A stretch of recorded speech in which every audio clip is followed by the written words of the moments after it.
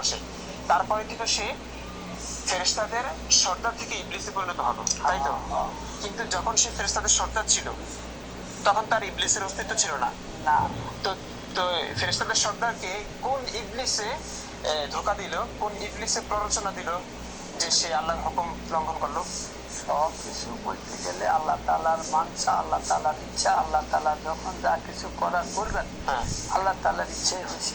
সবকিছু যদি আল্লাহর ইচ্ছে হয় তাহলে তো আমরা দেখছি মানুষই খুন করছে, খুন খারাপি তো মানুষই করছে, যুদ্ধ বিগ্রহ তো মানুষই করছে। আল্লাহ তো আসলে কিছুই করছেন, আল্লাহ তো চুপ করে বসে আছে। সিরিয়াতে মানুষ মরছে, আল্লাহ বাঁচাচ্ছেন না, বাচ্চাদেরকে বাঁচাচ্ছেন না। মসজিদে মানুষ নামাজ পড়ছে, নামাজরত অবস্থায় ভূমিকম্প হয়ে তারা তলিয়ে যাচ্ছে, আল্লাহ সেখানে কিছু করছেন না। সবকিছু তো আমরা নিজেরা বলছি।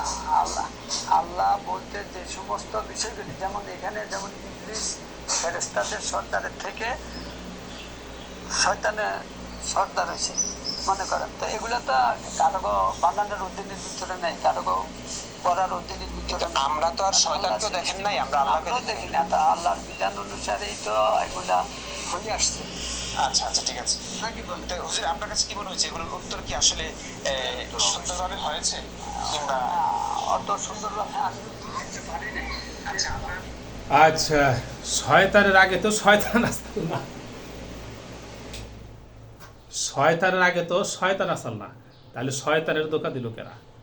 এটার প্রশ্ন। ইবলিস শয়তান এদের কাছে হার মানে, ইবলিস শয়তান এদের কাছ থেকে যুক্তি নিয়ে চলে, এদের কাছ থেকে কিভাবে ধোঁকা দিতে হবে মানুষকে, এটা ইবলিস তাদের কাছ থেকে জানে। এরা এত জঘন্য, এত নিকৃষ্ট হয়েছে। শয়তান আসল না, ইবলিস কিভাবে ইবলিসের ধোঁকা দিল কেরা? শয়তানের ধোঁকা দিল কেরা? শয়তানের ধোঁকা তার নফস দিছে। শয়তানের ধোঁকা কে দিছে? তার নফস দিছে। সে নিজেকে বড় মনে করছে। দেখেন না, ফেরেশতাদেরকে হুকুম করছে সেজদা করার জন্য, সাথে সাথে সেজদা লুটে পড়ছে। আর তারে যখন সেজদা করার তার সে কি করছে? সে দাঁড়ায় রয়েছে। সে কি বলতেছে? আনা খাইরুম মিনহু, আমি তার চাইতে শ্রেষ্ঠ। যেখানে ফেরেশতা জিবরাইল পর্যন্ত সেজদা দিয়ে ফেলেছে, নিজেকে শ্রেষ্ঠ বলে দাবি করেন নাই।